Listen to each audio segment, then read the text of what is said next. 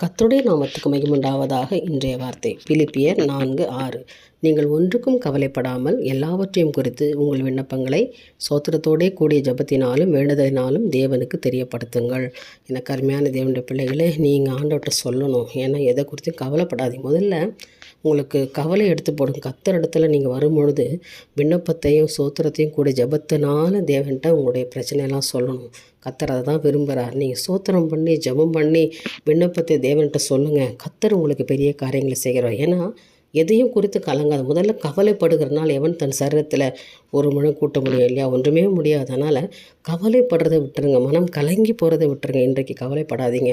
நீங்கள் எதை குறித்தும் கலங்காது. ஆண்டவர் அதை சொன்ன, நீங்கள் ஒன்றுக்கும் கவலைப்படாமல் எல்லாவற்றையும் குறித்து உங்களுக்கு என்னெல்லாம் தேவையோ எல்லாவற்றையும் குறித்து என்கிட்ட ஜெபத்தினால வேண்டுதனால தெரியப்படுத்து மகளே, விண்ணப்பத்தினால தெரியப்படுத்து. நான் உனக்கு பெரிய காரியங்களை செய்வேன்னு கர்த்தர் வாக்கு கொடுக்குறார். நம்புறீங்களா? நிச்சயமாக கர்த்தரால் ஆகும் இல்லையா? இந்த நாளில் நீங்கள் தேவனை நோக்கி பார்க்கும் பொழுது, அவர்கிட்ட உங்கள் விண்ணப்பங்களை நீங்கள் ஒப்படைக்கும் பொழுது தேவன் உங்களுக்கு அதிசயங்களை செய்கிற தேவனாக இருக்கிறார். நிச்சயமாக அந்த நாளில் செய்வார். என் தேவனுக்கே மகிமை உண்டாகட்டும். ஆமேன்.